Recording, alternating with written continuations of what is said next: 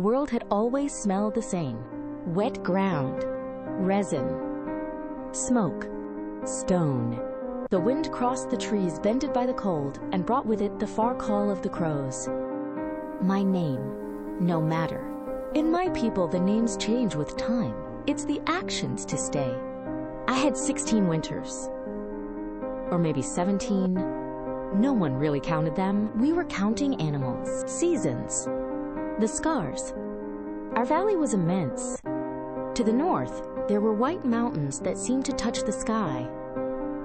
To the south, there were large forests where deer, wild horses, and bisons left invisible paths that only the elderly knew how to read.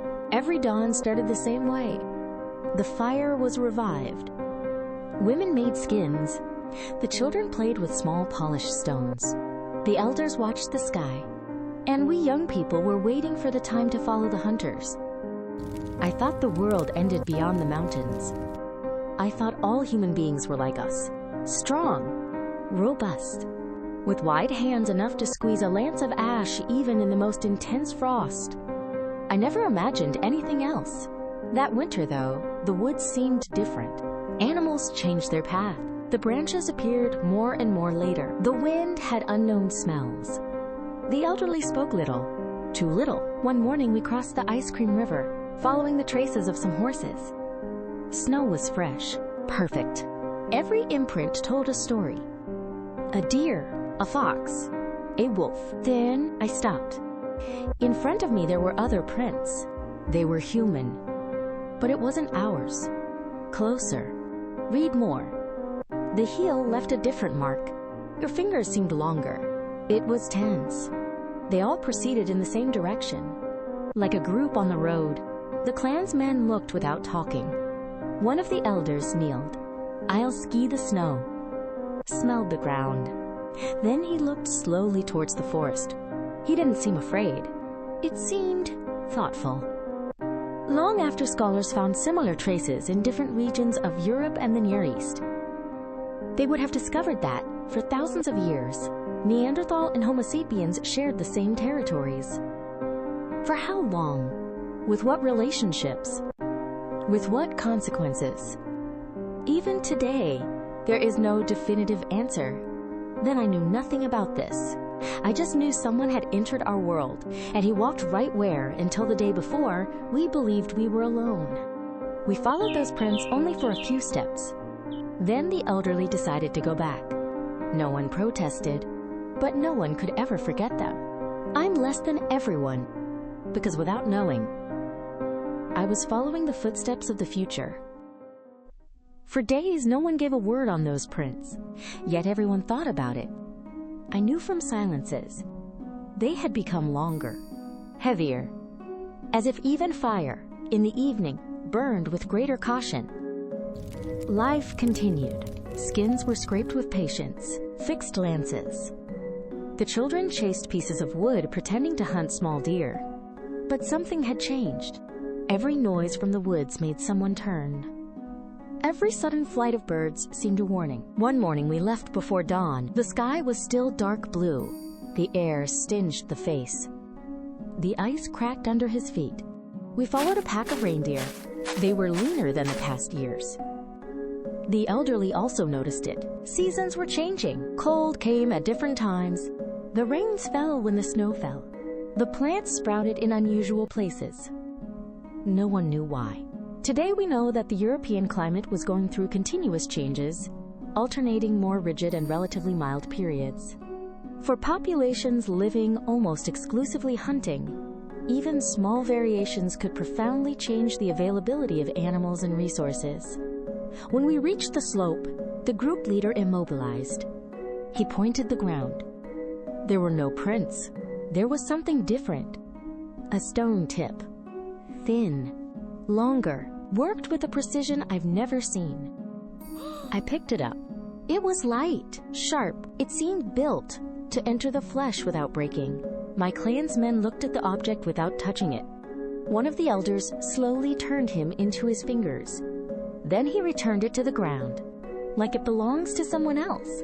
Many archaeological finds show differences in stone processing techniques used by Neanderthal and Homo sapiens. These differences do not indicate an absolute superiority of one species on the other, but bear witness to different cultural traditions developed over thousands of years. In some sites, even scholars still discuss today whether there have been exchanges of techniques, reciprocal imitations, or simple coincidences. We continue to follow the pack. Then we reached the top of the hill. The wind changed direction.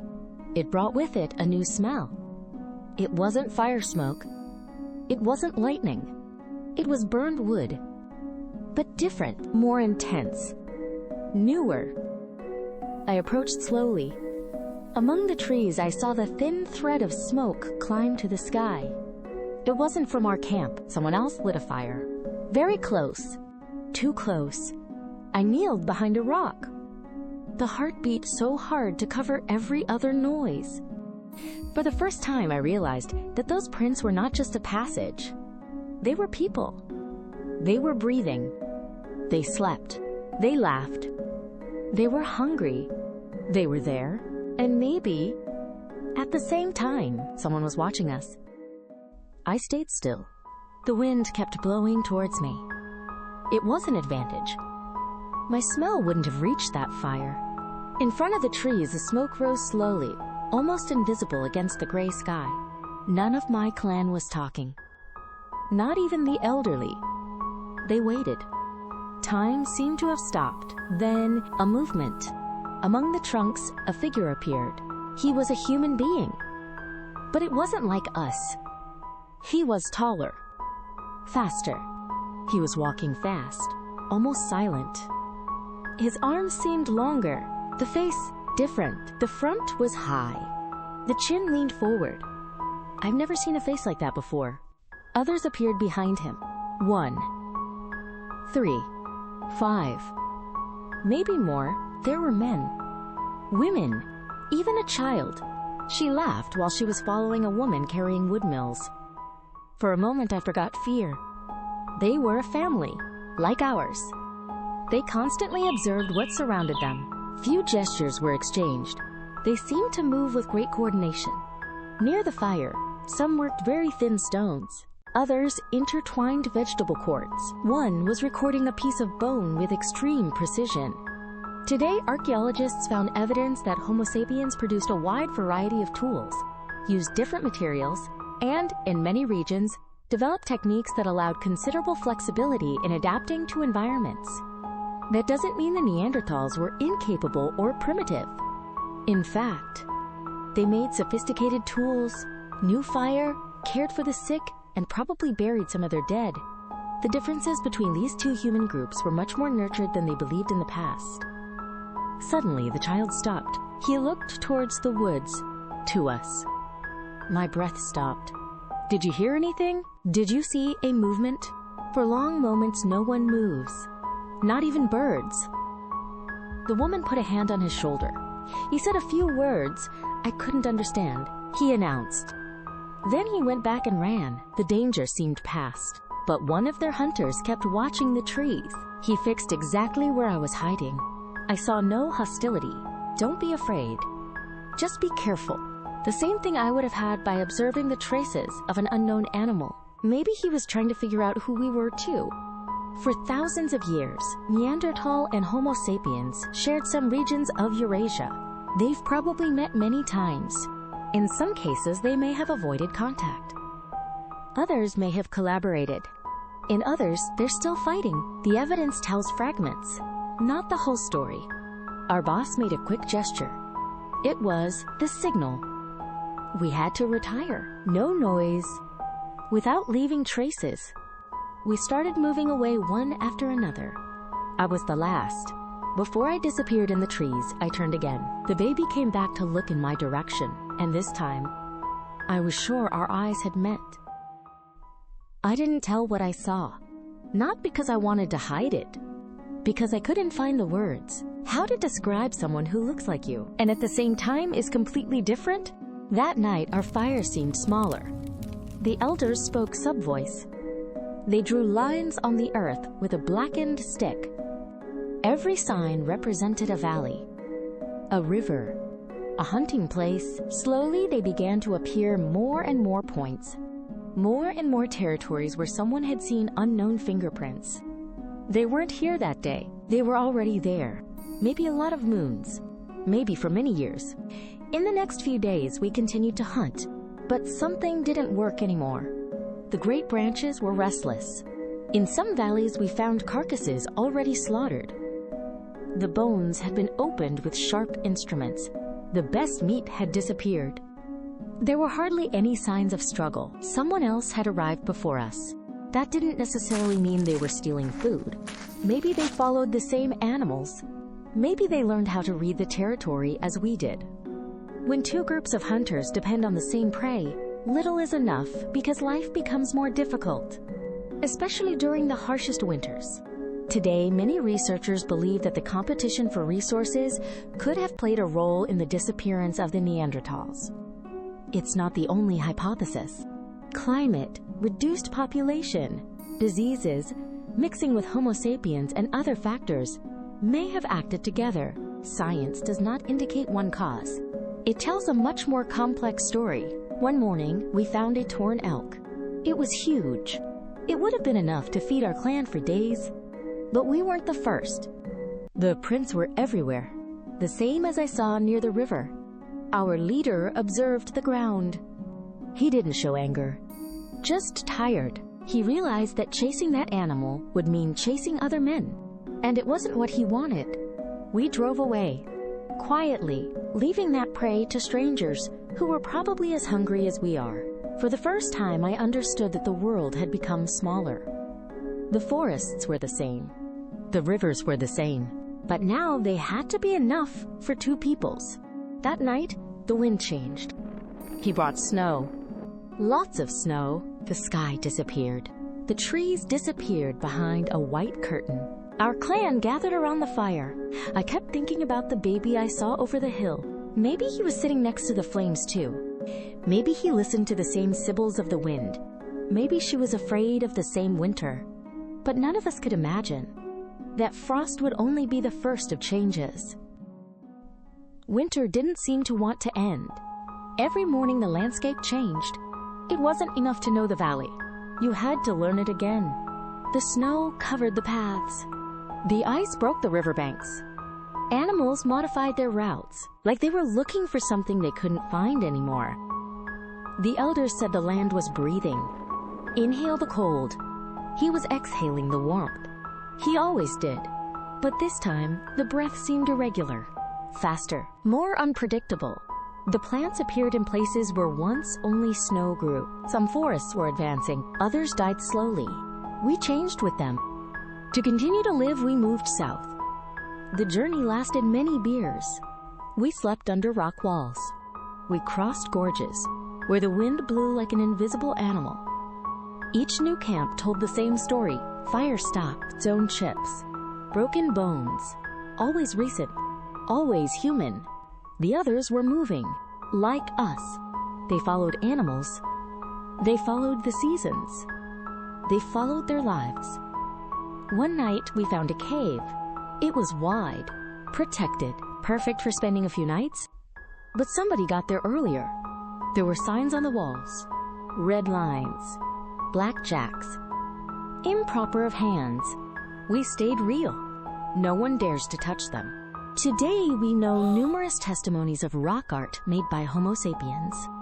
In recent years, evidence has also emerged that suggests that some Neanderthals have used pigments, engraved rocky walls, and produced forms of symbolic expression. The meaning of these tracks continues to be studied. Many questions remain open, but one thing is getting clearer. Both groups were much more complex than they thought. I approached one of those painted hands. It was a little bigger than mine. For a moment, I imagined the person who left her. He had leaned the palm on the rock. He had blown the pigment all around. Then she left.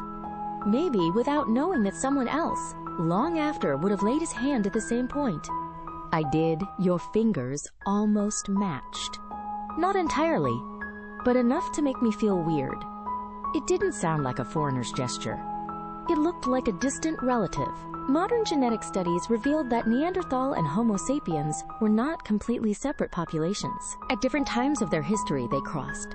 They had children. Many people still have a small percentage of Neanderthal inheritance in their DNA. This means that at least some meetings did not end with violence.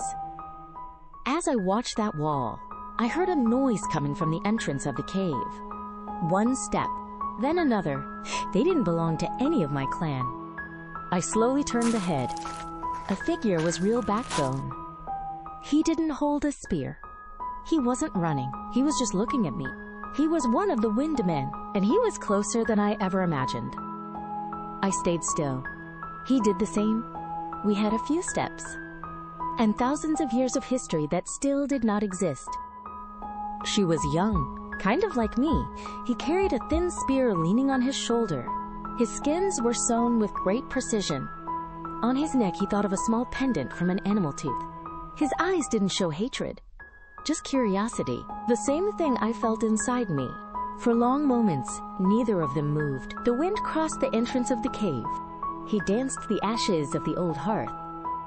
I tried to observe every detail. His hands, the scars on your arms, the way he distributed the body weight. He was a hunter. I knew it without words. He was probably doing the same with me, too.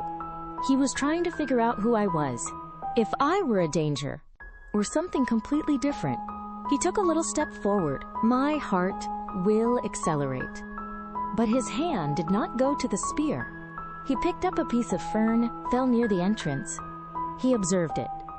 Then he put it slowly on the ground, between us, as if that simple gesture was enough to say, I'll leave him here. Quote, no one has to fight for it. Quote, we don't know how the meetings between Neanderthal and Homo sapiens really took place. Archaeological evidence does not contain words. They store tools, ossa, focolare, DNA. For this reason, scholars formulate different hypotheses. Some meetings may have been peaceful, other hostiles, many, perhaps, simply prudent. I instinctively picked up a small fern scraper that I carried to the belt. It was consumed. I built it with my father. I leaned him next to a stone. Then I stepped back. It wasn't an exchange. Not yet. It was a gesture. Just one. He looked down. He just smiled for a moment. Or at least that seemed to me. Then a noise broke the silence. Voices. More men. They came from the woods. The young Homo sapiens turned off. They found his tracks. Or maybe they were just coming back to the camp. Even behind my back, I heard the calls of my clan. 2 groups, 2 worlds. And closer, more and more difficult to avoid. The young man made an almost imperceptible nod with the boss.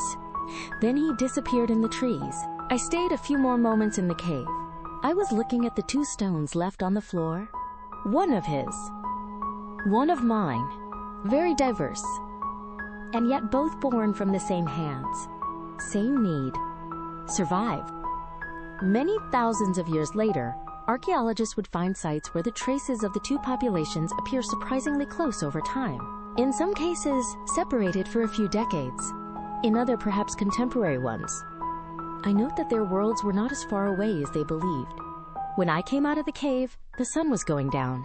Shadows stretched over the snow. I just met someone who could have been my enemy. Or my ally. I still couldn't know. But one thing was certain. Our destiny. By now he walked on the same path. After that day, I avoided talking about the young man in the cave. Not for fear, to protect the memory. It was difficult to explain that the other's face was no longer foreign to me. Every time I closed my eyes, I saw his gaze. It was different from mine, yet it contained the same question. Winter slowly gave way to spring. Snow retreated. The ice left room for water. The rivers flowed again. But animals were less and less. The great herds were divided. Some changed direction. Others seemed to disappear completely. To find them, we walked further and further. Every hunt required more energy. Every mistake was expensive. One night, we went back with one prey. Too small. The elders ate for last. Like they always did. The children received the best part. The adults divided the little remaining. No one complained. But silence was more about hunger. Neanderthal populations were probably little numerous and distributed in small groups. This characteristic made them particularly vulnerable. A few difficult winters were enough. A series of hunts go wrong. The loss of some experienced members. To put the entire clan in crisis. Many researchers believe that the small size of populations has contributed to their disappearance. A few days later, we reached a valley we knew well. As a child, he was always full of bisons. That time it was deserted. Only grass bent by the wind, and ancient bones whitened by the sun. That's when we found another camp. He had been abandoned recently. It didn't belong to the men of the wind. I understood it by observing the tools. They were built like ours. The stones, lances, the scrapers, everything was about our language.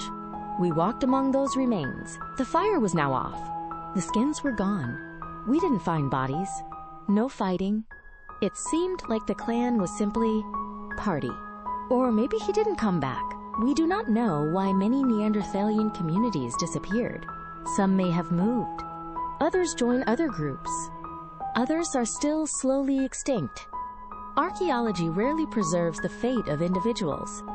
It preserves only small fragments of their existence. Our oldest elder kneeled in front of the dead hearth. "I'll burn the ashes." Then he slowly lowered his head. He didn't say a word. No need. We just saw the future, or at least one of the possibilities. That night, no one could sleep. The wind crossed the valley and brought a single question. If other clans were shooting, how long would it be left to ours? We left that valley at dawn. No one turned. It was as if the silence of the absent was accompanying us along the way. Each step seemed heavier than the previous. The days spent slow. The hunts continued. Seasons changed. But the world seemed to shrink. Every new valley kept someone else's tracks. Every river told the same story. We weren't alone anymore. And now, no place really belonged to anyone. One evening, while I was looking for dry branches along the edge of the forest, I saw a familiar figure. It was him. The young man met in the cave. It was alone. He recognized me too. For a moment, neither of them made a movement. Then we slowly lowered the spears. We didn't know their own words, but gestures didn't need to be translated. He pointed out the sky, then the clouds. Finally, the soil almost without prints.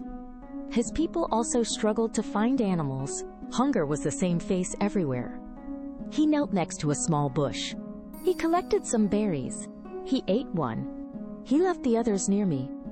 It was an offer, not a precious gift, a gesture of trust. I put a small, slender knife next to the berries that I had just finished. We weren't talking, but we were listening.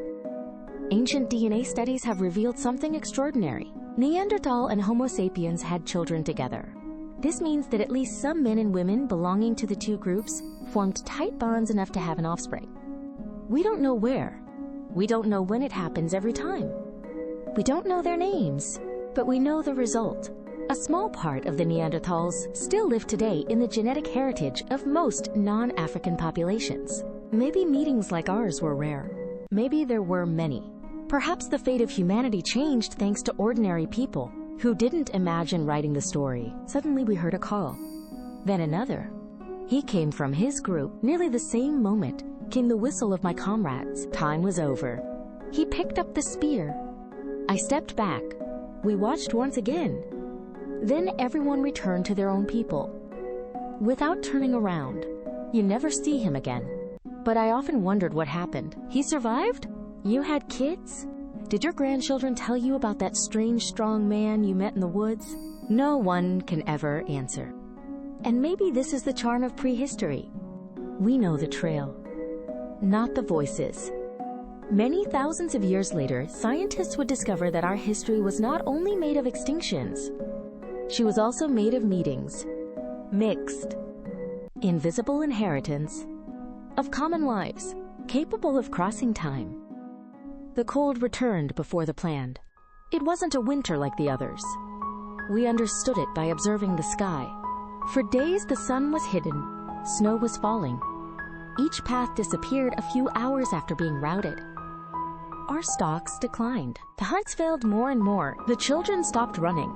The elderly spoke less. The fires seemed to consume the wood too quickly. One morning we left in a few. We tracked some bisons. We walked for hours. We crossed an ice-covered plateau. When we finally found the pack, we immediately realized we weren't alone. Other hunters were already there. We didn't see them, but the land told everything. Improper. Stone chips. Blood stains still fresh. This time, nobody tried to follow them.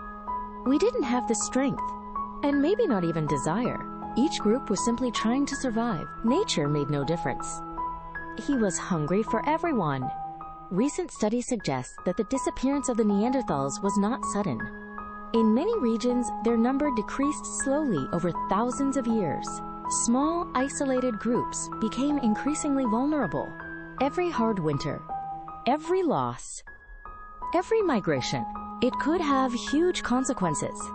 There was probably no single moment when the Neanderthals disappeared. It was a long process, different from valley to valley, family to family. When we returned to our camp, we found an unusual silence. One of the elders died during our absence, sleeping next to the fire now off. He seemed serene, like he just fell asleep.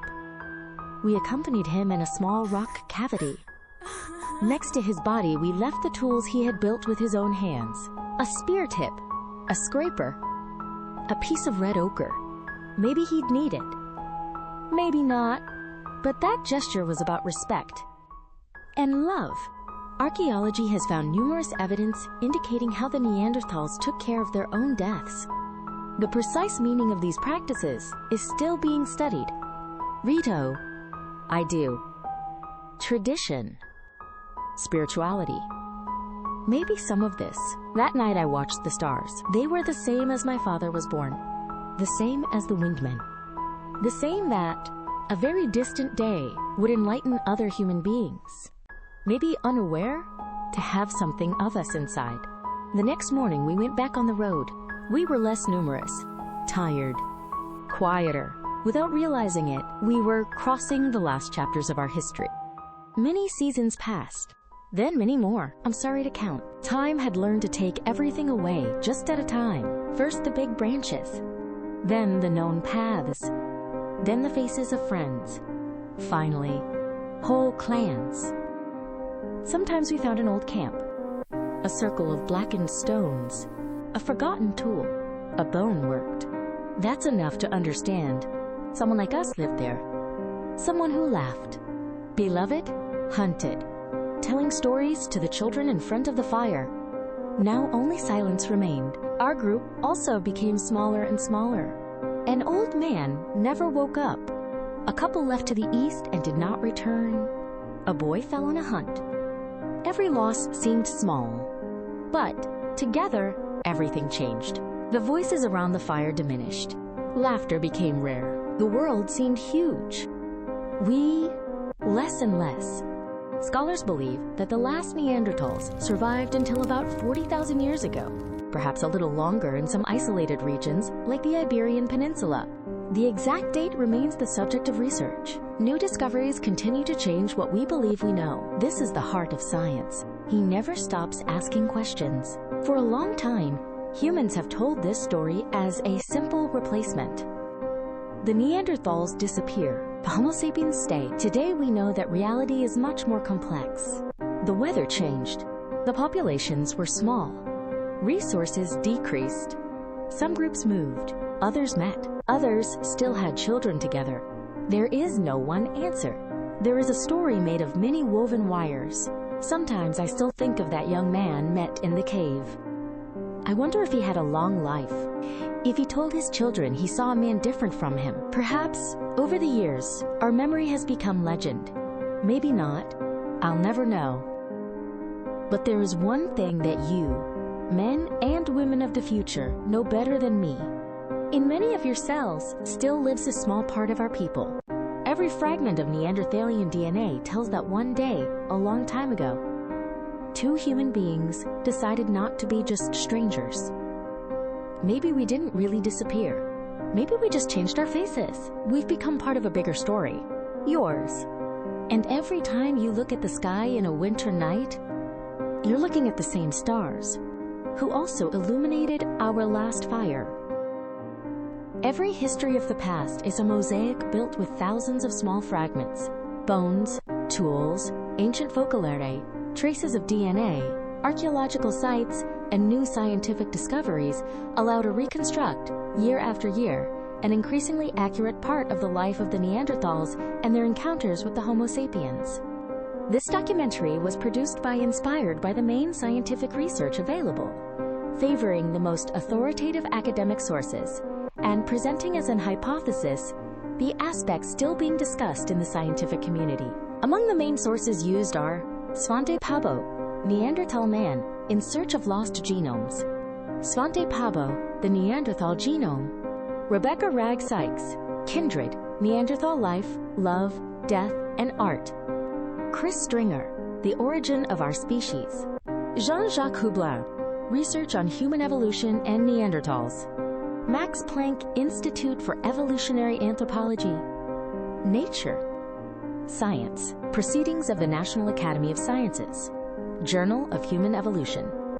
Scientific research continues to evolve. New archaeological discoveries and new genetic studies may change some of the interpretations presented, but this is precisely the value of science: continuously improve our understanding of the past through increasingly solid tests.